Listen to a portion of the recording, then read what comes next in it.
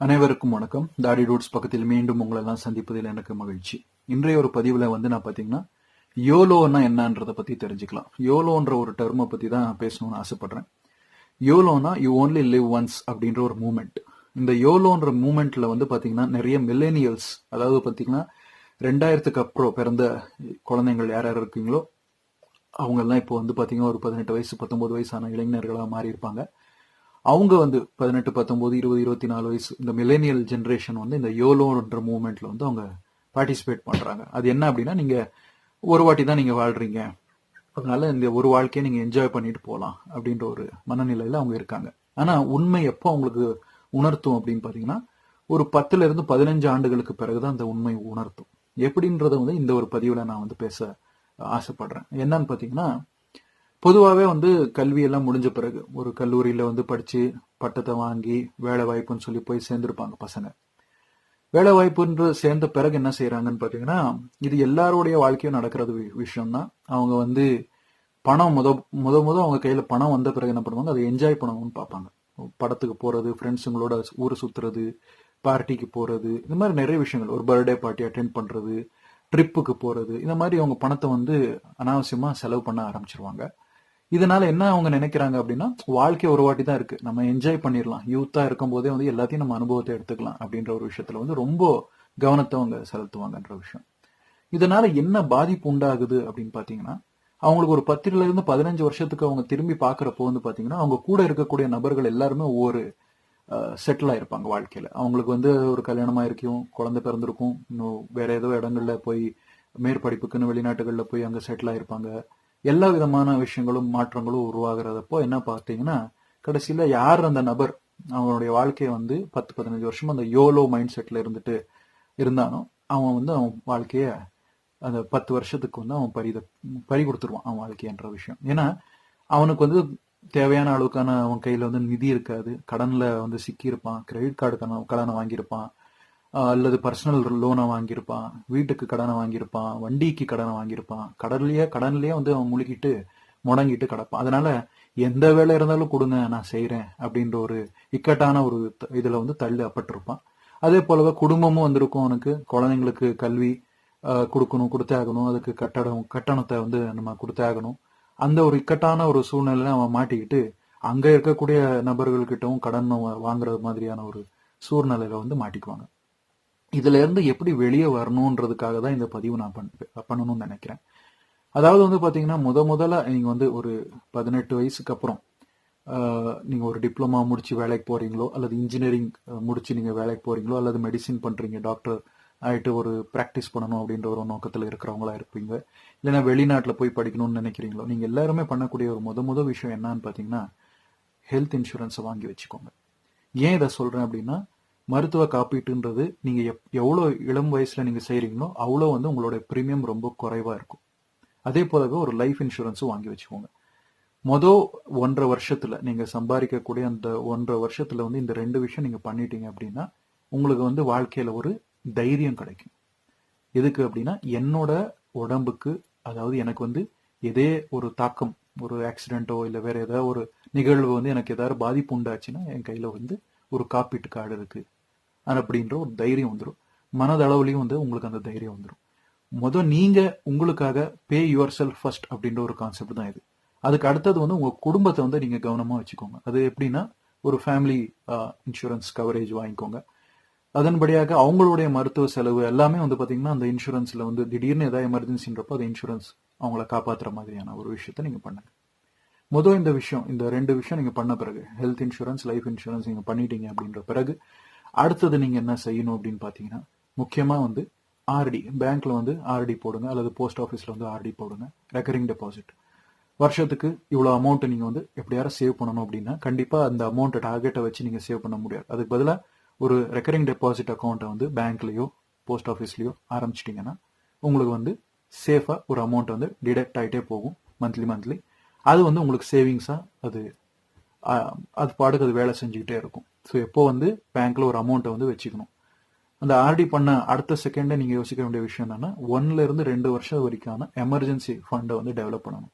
இந்த emergency fund எதுக்காக கூட இருக்கலாம். வேலை வாய்ப்பு போறதுக்கான சான்சஸ் இருக்கலாம், அல்லது வந்து பாத்தீங்கன்னா உங்களுக்கே வந்து சில நேரங்கள்ல டிரான்ஸ்ஃபர் ஆயிருச்சு, அல்லது புது வேலைக்கு நீங்க போறீங்கன்னா அங்க சம்பளம் கிடைக்கிறது கொஞ்சம் டைம் எடுத்துக்கும், அல்லது வீடு மாத்துறீங்க அப்படின்றப்போ கூட சில நேரங்கள்ல வீடு இருந்தாலும் கூட அந்த அட்வான்ஸ் கட்டுறதுக்கான பணம் இல்லாம இருக்கலாம். அப்போ வந்து இந்த எமர்ஜென்சி ஃபண்ட் உங்களுக்கு உதவும். அதாவது ரெண்டட் ஹவுஸ்ல இருந்து நீங்க மாறுறப்போன்னு சொல்ல வரேன். ஸோ இந்த 3 விஷயம் ரொம்ப ரொம்ப முக்கியம். முதல் வந்து இன்சூரன்ஸ், ரெண்டாவது வந்து ரெக்கரிங் டெபாசிட், மூணாவது வந்து உங்களோட எமர்ஜென்சி ஃபண்ட். இதை 3 நீங்க பண்ணிட்டீங்கன்னா ஃபைனான்ஷியலா நீங்க செக்யூர் ஆயிருவீங்கன்னு அர்த்தம். அதுக்கப்புறம் நீங்க எவ்வளோ பண்ணுங்க என்னமோ பண்ணிக்கோங்க, அது உங்களுடைய கருத்து தான், உங்களுடைய தனிப்பட்ட முறையில் இருக்கிற ஒரு விஷயம் தான். ஆனால் ஒன்று மட்டும் ஞாபகம் வச்சுக்கோங்க, எந்த நபர்கள் வந்து உங்களுக்கு பணம் வேணுன்றப்போ எவனும் வரமாட்டான். அவனுக்கு பணம் வேணும் அல்லது அவங்களுக்கு பணம் வேணுன்றப்போ தான் அந்த லேடிஸோ அல்லது ஜென்ஸோ வந்து உங்ககிட்ட பணத்தை கேட்பாங்களே ஒழிய, உங்களுக்கு கஷ்டன்றப்போ யாருமே வந்து உங்களுக்கு பணம் தருவாங்க அப்படின்ற நம்பிக்கை வச்சுக்காதீங்க. இது வந்து முக்கியமான விஷயம். கல்லூரி நாட்கள்லேயே இதை வந்து நீங்கள் பிளான் பண்ணி மைண்டில் வச்சுக்கோங்க, இன்கேஸ் ஸ்டூடெண்ட்ஸாக இருந்தீங்க அப்படின்னா. இதெல்லாம் முடிஞ்ச பிறகு அடுத்தது என்ன செய்யணும் அப்படின்னு பார்த்தீங்கன்னா, ப்ரொக்ராஸ்டினேஷன்ல இருந்து தூரம் இருங்க. ப்ரொக்ராஸ்டினேஷன் அப்படின்னு என்ன? சோம்பேறித்தனம். சோம்பேறித்தனத்தை நீங்க எவ்வளோ தள்ளுறீங்களோ அவ்வளோத்துக்கு அவ்வளோ நீங்க வளர ஆரம்பிச்சிருவீங்க. ஏன்னா முக்கியமான விஷயமே இதுதான். பேங்க்ல போய் ஒரு ஆர்டி அக்கௌண்ட் ஓப்பன் பண்ணணும் அப்படின்னா அது வந்து ஆதார் கார்டு இல்லை, நேம் சேஞ்ச் ஆயிருக்கு, மொபைல் நம்பர் சேஞ்ச் ஆயிருக்கு, அது இதுன்னு சொல்லி ஏதோ ஒரு காரணங்கள் அவங்க சொல்றாங்க அப்படின்னா அதை அப்படியே விட்டுருவீங்க. கண்டிப்பா அது பண்ணவே பண்ணாதீங்க.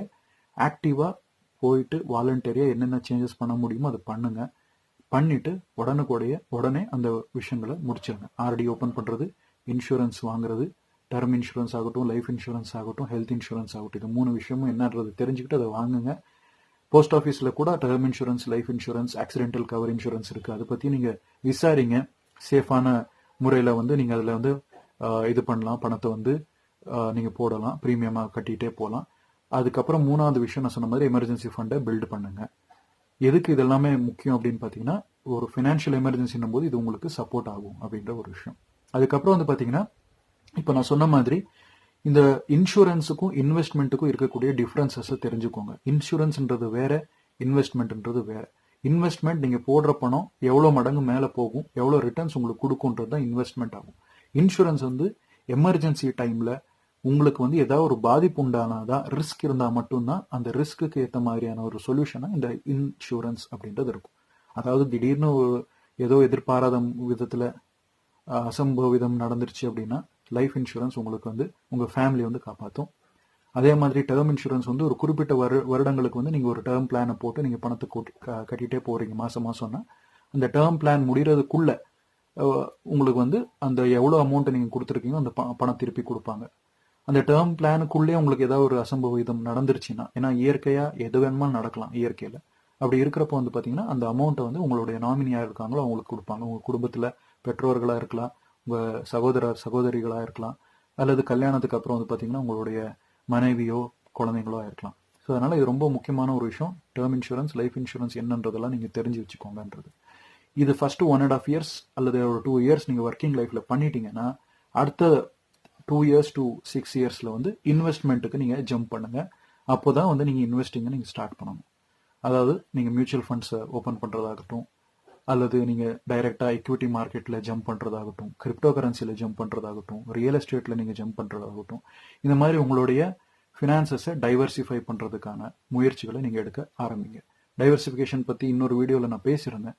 அதுல வந்து நான் ஃபைனான்ஷியல் டைவர்சிஃபிகேஷன் சொல்ல, ஆனா இங்க நான் வந்து ஃபைனான்ஷியல் டைவர்சிஃபிகேஷன் சொல்றேன். எமர்ஜென்சி டைம்ல இந்த ஃபைனான்ஷியல் டைவர்சிஃபிகேஷன் பண்றதுனால ரொம்ப அட்வான்டேஜ் உங்களுக்கு கிடைக்கும் ஒரு லாங் டேர்ம்ல. அதே மாதிரி சேஃப் அண்ட் செக்யூரா நீங்க வந்து ஆர்டி அக்கௌண்ட் வைக்கிறதுனால ஒரு வருஷத்துக்கு ஒரு 5 வருஷத்துக்கு இந்த ஆர்டி மெச்சூர் ஆயிட்டு அந்த அமௌண்ட் வருது அப்படின்னா, அந்த அமௌண்ட்டை வந்து நீங்க செலவு பண்ணாம திருப்பி மறுபடியும் அந்த ஆர்டியை ரினியூவல் பண்ணுங்க. திருப்பி அது கண்டினியூ ஆகிட்டே போட்டும். எஸ்பியில் ஒரு அமௌண்ட் இருக்கும், அதுக்கு ஒரு வட்டி வந்துட்டு இருக்கும். ஆர்டியில் ஒரு அமௌண்ட் இருக்கும், அதுக்கு ஒரு வட்டி வரும்.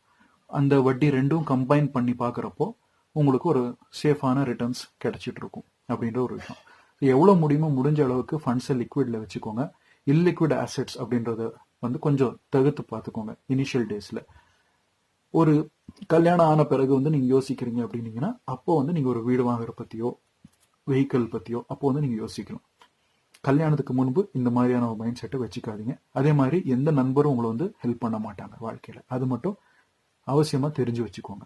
ஏன்னா எல்லாருமே அவங்களுக்கு ஒரு குடும்பம்னு வந்துடும். குழந்தை குட்டின்னு வந்துச்சுன்னா, மச்சான் நான் அங்கே இருக்கிற மச்சான், இங்கே இருக்கிற மச்சான், நான் கோயில் போயிட்டேன் மச்சான், நான் ஊருக்கு போயிட்டேன், எங்கள் குலதெய்வத்துக்கு போயிட்டேன்னு சொல்லி ஃபோனில் பேசுவானே வழியே எந்த விதமான ரெஸ்பான்ஸும் அவன் பண்ண மாட்டான். அது உங்களுடைய கல்லூரி நண்பனாக இருக்கட்டும், உங்களுடைய ஸ்கூலில் இருக்கக்கூடிய நண்பனாக இருக்கட்டும், அல்லது நீங்கள் வேலை செய்யக்கூடிய இடங்களில் இருக்கக்கூடிய கொலீக்ஸ் ஆகட்டும், யாருமே வந்து உங்களுக்கு உதவி செய்ய மாட்டாங்க.